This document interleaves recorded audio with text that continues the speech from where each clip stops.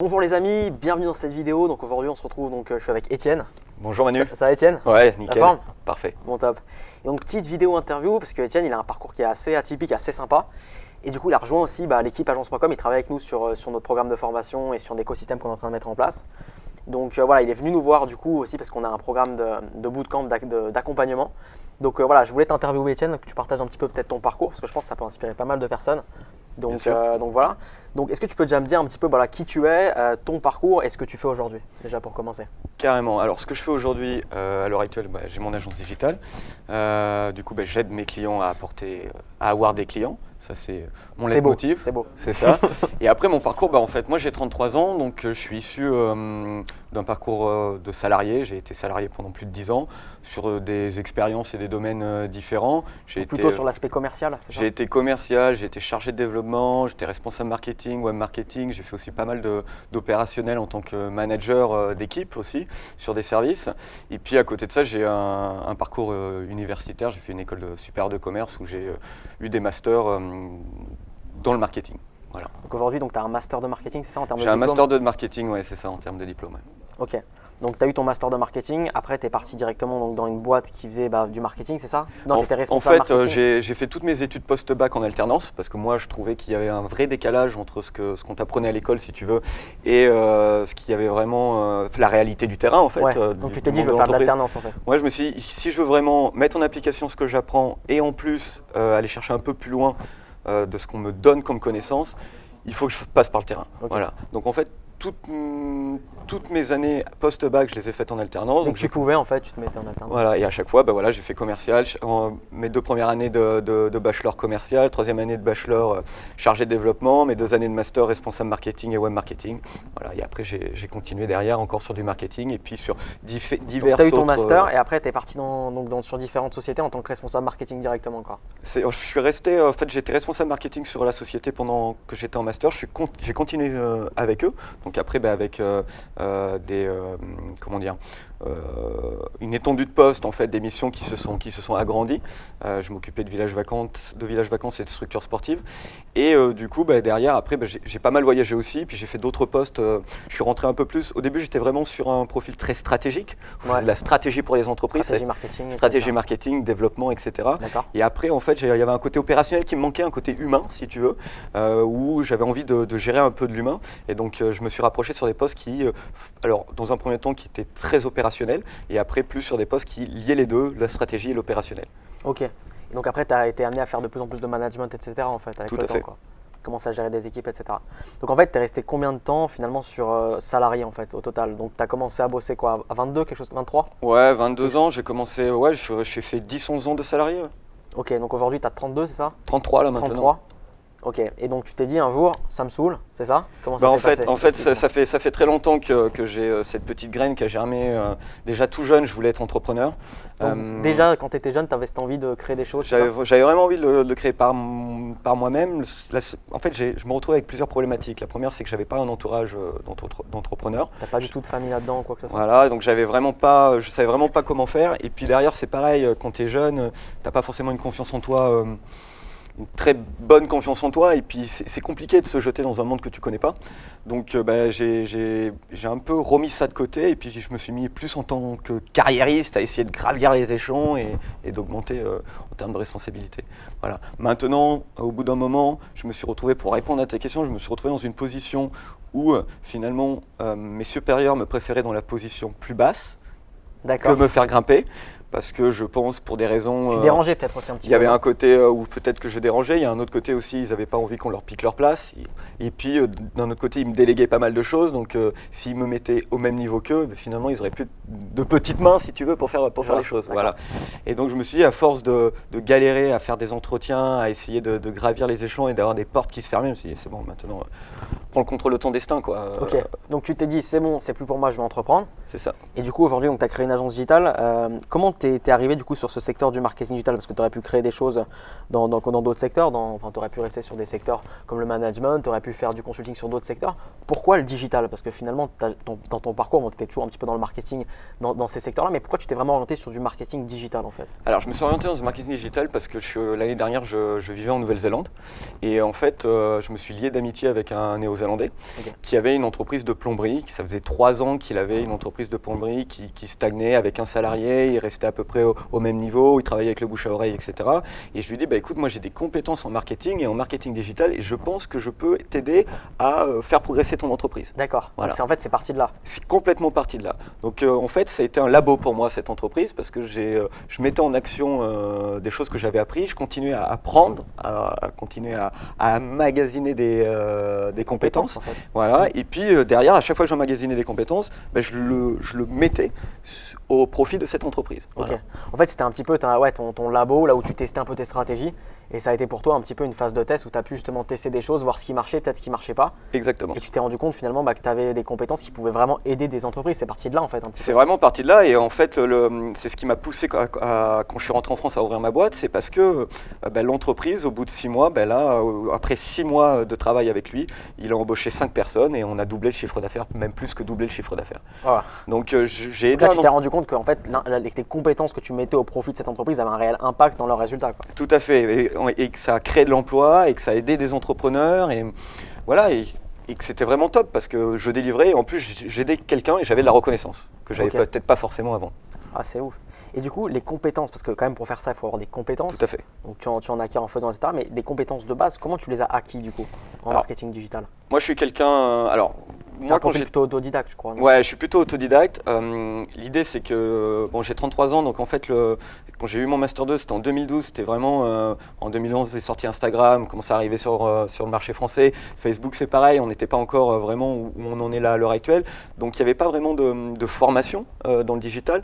Donc quand j'étais salarié, j'ai commencé à mettre en place des solutions de web marketing si tu veux avec du bidouillage, on bidouillait, on testait. On avançait, etc. Et là, pour le chef d'entreprise en Nouvelle-Zélande, c'est une grosse veille en fait. Moi, je suis très curieux, je lis, je regarde beaucoup de youtubeurs, j'essaye de m'instruire, je m'achète des formations. Voilà, franchement, c'est la veille qui me nourrit en fait. Ouais, toi, tu es beaucoup là-dessus. Ouais. Tu cherches l'info, tu es curieux, tu creuses. Et après, tu essayes de la mettre en application. Ok, et du coup, ça fait combien de temps que tu as créé ton agence là aujourd'hui? Alors là, aujourd'hui, ça fait depuis 4 mois, un tout petit peu plus de 4 mois que j'ai créé mon agence. Voilà. Et du coup, là, j'ai 3 clients. Et pour expliquer comment j'ai acquis ces clients, le premier, c'est que c'était celui que tu disais en Nouvelle-Zélande. Voilà, j'ai récupéré le premier client. Mon premier client de Nouvelle-Zélande, donc mon premier client est international. Et puis après derrière, je suis revenu dans ma ville de naissance pour pouvoir profiter de mon réseau, de mes connaissances. Et puis voilà, c'est du réseautage, c'est discuter avec les gens, c'est aussi se dire que des opportunités, il y en a partout. Et c'est de se mettre dans un état d'esprit que quand je vais chez le garagiste, c'est une opportunité. Quand je vais chez le coiffeur, c'est une opportunité. Quand je suis dans une zone commerciale, je fais le tour des entreprises, c'est une opportunité. En fait, c'est l'idée de se dire que finalement, autour de nous, on a un écosystème qui est rempli d'opportunités. C'est ça, ouais. Donc nous, on se connaît depuis un petit moment, donc là, je commence un petit peu à te connaître, Étienne. Et si vraiment, moi, je disais que tu as une grosse qualité, c'est que tu es vraiment ouvert, en fait, tu vois. C'est ça. C'est moi, vraiment, si je dois te définir, c'est que tu es quelqu'un d'ouvert. Donc à la fois, comme tu dis, tu vois des opportunités partout, en fait. Même quand t'es hors bureau, en fait. Quand tu vas te faire couper les cheveux, quand tu vas chez ton garage, etc., tu discutes et finalement, tu vois des opportunités là où les gens, peut-être, ne le voient pas forcément. Donc ça, c'est hyper intéressant. Et tu as le gros côté veille et formation où, en fait, alors je sais pas comment tu t'organises, si tu mets des créneaux spécifiques sur ça, mais en fait, tu es tout le temps en train de regarder à droite, à gauche. Des fois, tu me dis, j'ai vu ça. Et ça, c'est hyper positif. Est-ce que ça, tu l'as eu de base ou tu l'as acquis avec le temps? Est-ce que tu te forces à le faire? Comment tu as cette discipline de finalement rester ouvert à ce qui se passe et rester connecté un petit peu à toutes les opportunités qui peuvent apparaître? En fait, c'est que moi, je suis issu d'une école de commerce chère, tu vois. Enfin, les écoles de commerce, c'est cher, quoi. C'est plusieurs milliers d'euros l'année, 7-8 000. Voilà, 7-8 000 euros par an derrière. Et puis, on se rend compte que finalement, on a un savoir On a une librairie de savoir qui s'appelle Amazon à l'heure actuelle, qu'on est une vraie librairie de savoir, où on a des personnes successful qui délivrent leur savoir pour vraiment quelques dizaines d'euros. Même pas, des fois pour 12 euros, ouais, pour 8-10 euros, tu as un bouquin, c'est un truc de fou. C'est ça. Et en fait, il y a même un mec qui a créé The Personnel MBA, donc un bouquin qui explique qu'il compare les MBA, donc les Master Business Administration aux États-Unis, qui coûtent entre 30 000 et 70 000 euros, je crois, pour la plus chère, le trimestre. Il a essayé de démontrer que tout ce qu'on délivrait dans un MBA, on pouvait le rassembler dans un livre. Et donc il a créé un livre, et il a mis tous les bouquins qui permettraient d'acquérir en fait les compétences. Hyper intéressant. Et à partir de là, je me suis dit, bon ben voilà, c'est qu'il y a un moment donné, il y a ce savoir qui est à portée de main, on nous explique pas qu'il y a ce savoir qui est à portée de main, mais par contre si on l'a bien compris, on peut faire de grandes choses. Donc toi tu l'as compris assez vite et je pense qu'aujourd'hui, enfin là, ce qui fait que tu as pu créer ton agence, quitter, etc. et commencer à avoir tes résultats, forcément c'est lié à ça, c'est que aujourd'hui tu t'es donné les moyens de te former et tu continues à le faire. Ça, t'es OK avec moi? Alors je suis complètement OK avec toi, ça c'est le premier axe. Et le deuxième axe, c'est que autour de moi, et je pense que toi aussi, on rencontre des gens qui sont des entrepreneurs, des techniciens, des personnes qui sont très très bons dans leur domaine. Je peux parler d'un copain qui est cuistot, qui est très très bon dans son domaine. Même des artisans, beaucoup. Ou des artisans, j'ai des copains artisans, etc. Ils ouvrent leur business et derrière, eh ben ça échoue. Et ça échoue pourquoi? Parce qu'ils n'ont pas de clients. Parce que acquérir un client, c'est une maîtrise. Ils sont très bons techniciens dans ce qu'ils font. Ils sont bons dans ce qu'ils font. Par contre, tout ce qui est commercial et pour attirer du flux, là, c'est pas forcément leur secteur. C'est exactement ça. Et donc moi, je suis parti dans l'idée que ces petites personnes, elles méritent de progresser. Et moi, j'ai envie de les aider de passer à l'étape supérieure. J'ai envie de leur faire avoir des clients. J'ai envie qu'ils montrent leur expertise à d'autres personnes. Voilà. Ok. Donc tu t'es dit, voilà, moi je vais aller aider ces entreprises. Et donc toi, ce que tu proposes aujourd'hui avec ton agence, c'est quoi exactement comment tu peux aider un entrepreneur qui aujourd'hui cherche des clients en fait, concrètement? Déjà, c'est bien comprendre son écosystème. Comprendre quelles sont ses problématiques, comment lui, derrière, quel canot il utilise pour acquérir des clients. Déjà, c'est vraiment faire un gros état des lieux. En fait, moi, tu arrives déjà, tu essayes de comprendre comment ça fonctionne actuellement, quoi. C'est exactement ça. Et moi, j'ai une phrase vis-à-vis de mes clients, c'est plus vous allez me nourrir, plus je vais être performant. Donc, plus tu vas récolter de la donnée, plus tu vas pouvoir taper dans le mille, en fait. C'est un peu ça. C'est ça. Je suis un enfant, éduquez-moi. Voilà. Ok. Très clairement. Et puis à partir de là, une fois qu'on a fait un état de lieu, qu'on a compris ses problèmes, qu'on a compris où il gagnait de l'argent, où il voulait gagner de l'argent et comment l'amener, on crée une stratégie derrière pour arriver à ça. Ok. Donc en fait, tu analyses finalement la situation. Toi, tu réfléchis avec les outils que tu as, ce que tu pourrais proposer au client. Et derrière, tu proposes une stratégie justement pour répondre aux besoins qu'il a en fait. C'est un petit peu ça. C'est exactement ça, ouais. Ok, top. Et du coup, aujourd'hui, donc ça fait 4 mois, tu as 3 clients. D'un point de vue financier, quels sont tes résultats du coup aujourd'hui si tu souhaites les partager? Oui, il n'y a pas de souci. Moi, à l'heure actuelle, je fais 5 000 euros de chiffre d'affaires par mois. Par mois, voilà. Donc tu es en statut auto-entrepreneur? Je suis en statut auto-entrepreneur. Voilà. Okay. Tout à fait. Et du coup, moi, j'ai encore envie de continuer, d'aider de plus en plus de clients et puis aussi de m'aider moi, de grandir moi aussi. Et puis d'embaucher aussi, de créer de l'embauche, créer de l'emploi aussi, continuer à progresser. Donc ouais, forcément, donc il y a l'aspect financier qui est intéressant. Enfin, faut pas se leurrer, à un moment donné, c'est aussi intéressant et ça peut booster. Mais au-delà de l'aspect financier, toi, qu'est-ce qui te plaît sur cette activité d'agence digitale et de marketing digital? Moi, à la base, si j'avais fait des études, c'était pas pour gagner des 100 et des 1000, c'était pas forcément pour être un cadre réputé dans une boîte, c'était pour gagner de la liberté. Pour moi, la liberté n'a pas de prix. Okay. Quand tu dis liberté, c'est quoi? C'est au niveau de ton temps, au niveau de ta géographie? Toi, tu bouges pas mal, je sais que tu voyages pas mal. C'est ça, liberté de mouvement, liberté de temps, liberté de financière aussi, de pouvoir acheter ce qu'on veut quand on veut. Évidemment, et pour moi, c'est vraiment mon leitmotiv. Moi, je suis un grand voyageur, j'adore voyager. Ouais. Donc, il y a un moment donné, il faut pouvoir soit travailler à l'étranger ou pouvoir faire une pause dans son boulot. Bien sûr. Et le salariat, c'est pas vraiment le bon moyen pour moi, mon idéal de vie. Voilà. Donc ok, aujourd'hui tu génères 5 000 euros par mois, c'est quand même correct. Donc toi tu as des ambitions qui sont bien plus hautes, mais c'est quand même correct. Si on regarde en termes de salaire à l'équivalent, c'est quand même très très bien. Mais est-ce que quand tu as quitté en fait finalement ton emploi, tu n'avais pas encore de résultats ou alors tu avais très peu de résultats.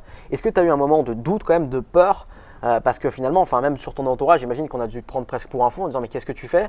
Tu as quand même un master, donc c'est quand même un bac plus 5. Tu avais quasiment 10 ans d'expérience et tu montais en plus en grade, tu manageais plusieurs dizaines de personnes. Comment ça a été vécu par ton entourage et comment toi tu l'as vécu ce passage en fait finalement? Alors, mon entourage, ça se vit plutôt bien, mais après je reste vraiment dans la retenue par rapport à mon entourage. Tu gardes une certaine distance. Ouais, je garde une certaine distance. Je me suis évidemment rapproché de mes amis ou des membres de ma famille qui étaient plus dans l'entrepreneuriat ou qui avaient plus cette connotation d'entrepreneur. Mais je reste pour l'instant quand même assez distant parce que j'estime que j'ai pas encore montré tout mon potentiel et que j'ai pas encore toutes les preuves derrière moi. Voilà. Maintenant, moi dans ma vie de tous les jours, comment je le vois, l'entrepreneuriat, et je suis content de le dire aujourd'hui face caméra, c'est des montagnes russes l'entrepreneuriat. C'est-à-dire c'est que ça, c'est tout le temps ça. Donc il y a des moments où on doute énormément, on a envie de se taper la tête contre les murs, on se retrouve face à des difficultés qui pour nous sont impossibles à affronter. Et après derrière on a des explosions de joie parce qu'on a réussi à péter cette montagne, à gravir cette montagne. Et du coup, voilà quoi. Du coup, on est super content. Mais c'est tout le temps comme ça. Mais il y avait un adage. On m'avait raconté une histoire un jour où, en fin de compte, la vie, c'est comme ça, ok. Et en fait, quand tu es tout en bas, t'as qu'une chose envie de faire, c'est remonter. Et quand tu es tout en haut, t'as qu'une envie, c'est de rester en haut, ok. Et finalement, en fait, la vie, le moment où elle est le plus triste, c'est quand elle fait ça.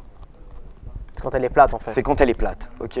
Donc finalement, c'est le jeu de la vie, je vais dire, le coup des montagnes russes, quoi. Ouais, c'est une belle image, ouais. Voilà. Je partage totalement, ouais, c'est ça. Et finalement, même quand il y a des moments un petit peu difficiles, etc., c'est ce qui fait presque le côté cool de l'entrepreneuriat, c'est de te dire comment je vais trouver une solution. Et derrière, quand tu trouves cette solution, tu es hyper heureux en fait d'avoir dépassé ce problème. Donc ça devient même les points bas finalement deviennent intéressants en fait. En fait, c'est ça. Et puis c'est surtout, en fait, quand tu fais une prise de recul, quand tu regardes derrière toi et tu te dis, ok, en fait, je trouvais que c'était pas possible de faire, mais finalement, je l'ai fait, quoi. Et puis, en fait, c'est des petites étapes, c'est des petites réjouissances, tu vois, step by step. Ouais. C'est des petites victoires, mais finalement, quand tu les cumules, ces petites victoires, ouais, c'est pas le mont Everest que t'as, j'en suis pas là, mais t'as déjà gravi une belle montagne, quoi. Ouais. Non, mais c'est super cool. D'ailleurs, dites-nous en commentaire si vous êtes d'accord sur cette image, mais je pense qu'en tout cas, moi, je la partage totalement. Ouais.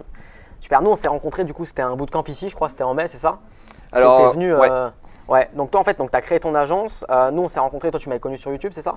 Ouais, je t'ai connu sur YouTube, tu proposais un call stratégique, en gros, pour savoir quel était mon leitmotiv, quel était le leitmotiv des gens, ce qu'ils faisaient dans leur vie, etc. Tu m'as jamais rappelé. Ah, merde. Voilà. Bon, si vous prenez un call, je vous promets, on vous rappellera, c'est sûr et certain. Désolé Étienne. Mais il s'est rattrapé derrière parce que 2 ou 3 mois après, je le suivais sur YouTube en effet, et 2 ou 3 mois après, il m'a rappelé, il m'a dit excuse-moi, je t'ai complètement zappé. Par contre, je me souviens, c'est assez spécifique. Ouais, c'est assez marrant. Par contre, j'ai un événement physique, du coup, si tu veux la place, il m'en reste 2. Tu étais à l'autre bout de la France en plus. J'étais à l'autre bout de la France. Ouais. Il m'a dit ok, il y a une place, viens à mon bootcamp. J'ai fait vas-y, ça sera encore mieux que par téléphone, on va se voir en physique. Tu es parti dans l'inconnu un petit peu, tu es venu nous rencontrer. C'est ça. Donc on a pas mal discuté et donc suite à ça, tu as choisi de rejoindre du coup notre programme d'accompagnement via agence.com. Donc tu étais vraiment dans les premiers en fait à rentrer. Tout à fait. Dans le programme. Et donc c'est une formation où on aide justement sur la création digitale. Toi tu avais déjà ton agence. Pourquoi du coup finalement tu es rentré dans ce programme de formation où on accompagne les entrepreneurs à développer des stratégies? Qu'est-ce qui t'a motivé à rentrer? Parce que finalement tu avais déjà créé une agence. Bien sûr. Alors cette formation s'appelle l'accélérateur et en fait je pense qu'elle porte très bien son nom. C'est qu'à un moment donné je l'ai vu comme un accélérateur. C'est-à-dire que malgré que j'ai mangé pas mal de formations, les formations étaient plutôt étrangères et très peu de formations françaises de qualité sur le marché français. Et il y avait vraiment un rapport avec le marché français qui n'y était pas en fait. Parce que j'étais sur des formations étrangères, donc forcément… Toi, tu te formes beaucoup à l'étranger de base. Voilà, moi je me forme beaucoup à l'étranger de base. Et en fait, en termes de prospection et en termes de prospection et comment attaquer le marché français, les façons, les canaux, comment on discute, les scripts, etc., il me manquait ça.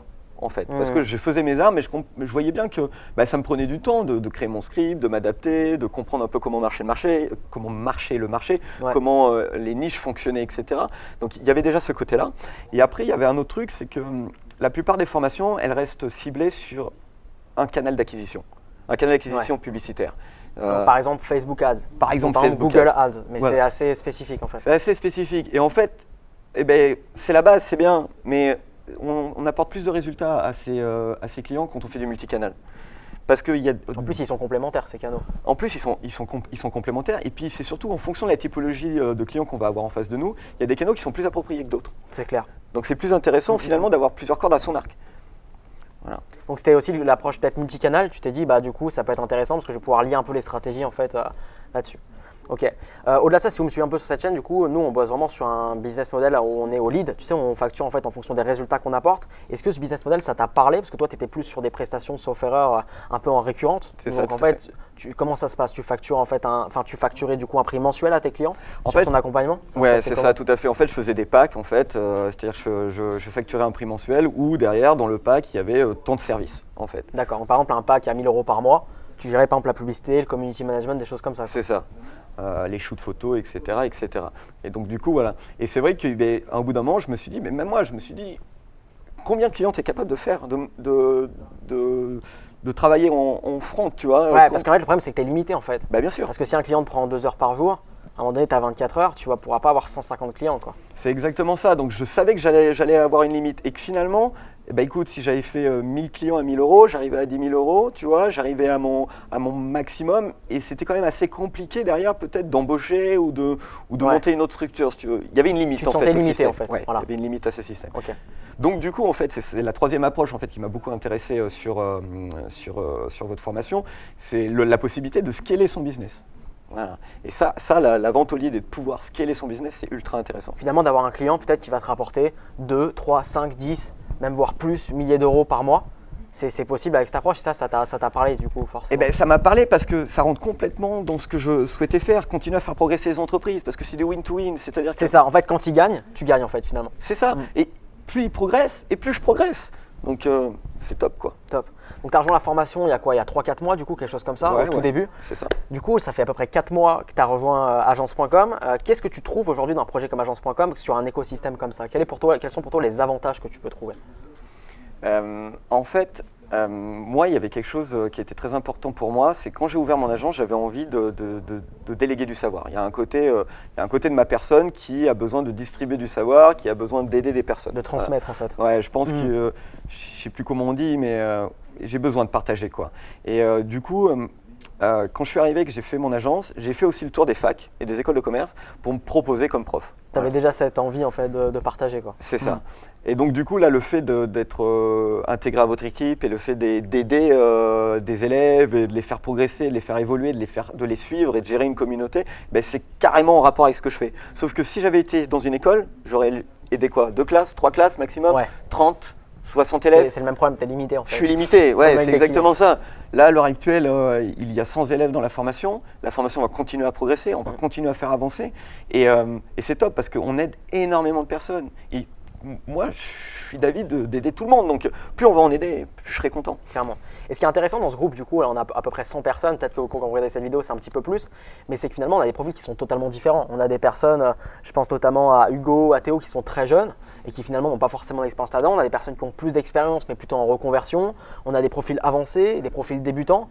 Et c'est hyper enrichissant aussi de voir ça. Et toi, je ne sais pas si aujourd'hui voilà, tu te reconnais dans certains profils aussi peut-être il y a quelques années. Et moi en tout cas, je trouve ça super intéressant de voir cette communauté. Enfin, je ne sais pas ce que tu en penses, mais de voir des profils finalement de tout horizon et de voir qu'on avance tous ensemble, je trouve ça hyper enrichissant, quoi. Moi c'est top parce que j'aurais eu ça à 18-20 ans, je pense que je serais passé à l'état. Je serais passé à l'action. J'aurais fait mon entrepreneuriat. Maintenant, c'est ça qui est top dans la communauté. Beaucoup le disent, par exemple les plus jeunes, on va dire, vont se dire putain, c'est incroyable parce que j'échange avec des mecs qui ont un background, qui ont du vécu, qui ont de l'expérience que je n'ai pas moi. Et derrière, c'est une richesse, quoi. Et les plus âgés, eux, ils récupèrent l'énergie des plus jeunes, cette facilité d'acquérir du savoir aussi qu'ont les plus jeunes. Et donc, du coup, ils progressent les uns les autres. C'est ultra intéressant. Et c'est ultra intéressant d'avoir tout ce monde parce que finalement, on se rend compte que ces attentes, ces besoins, elles n'ont pas d'âge, elles n'ont pas de sexe, c'est ça, hein. Elles n'ont pas de religion, pas de limite en fait. Voilà. Il n'y a pas de limite. On voit des profils qui ont 17 ans et finalement je pense notamment à Thomas, qui va en rendez-vous physique comme ça, qui se lance. Il n'est même pas majeur et il va voir des personnes qui ont 40, 45 ans et finalement il est très bien accueilli en fait. C'est là que tu vois que finalement ces critères d'âge, critères de sexe, de religion, etc., ça s'efface complètement en fait. Il n'y en a plus et en plus j'irai encore plus loin que toi. On a une élève, elle a 15 ans et c'est son papa qui lui a payé la formation. Donc il y a un moment donné, je pense que oui, tout le monde peut se retrouver dans cette formation. Super intéressant. Ok. Est-ce que tu aurais un petit tips à donner à une personne qui hésite? Qu'est-ce que tu lui dirais là en tips? Moi, je lui dirais, écoutez, regardez des youtubeurs trouvez des youtubeurs qui vous inspirent déjà, trouvez des youtubeurs vraiment qui vous inspirent. Prenez du contenu gratuit, assimilez du contenu gratuit, formez-vous un peu, essayez d'avoir, le vocabulaire, comprendre ce qui vous attire, ce qui vraiment vous motive, parce que nous on a une formation qui est spécifique dans un domaine, si tu veux, mais derrière, en fait, le digital est très vaste et je pense que finalement il y a à boire et manger pour tout le monde.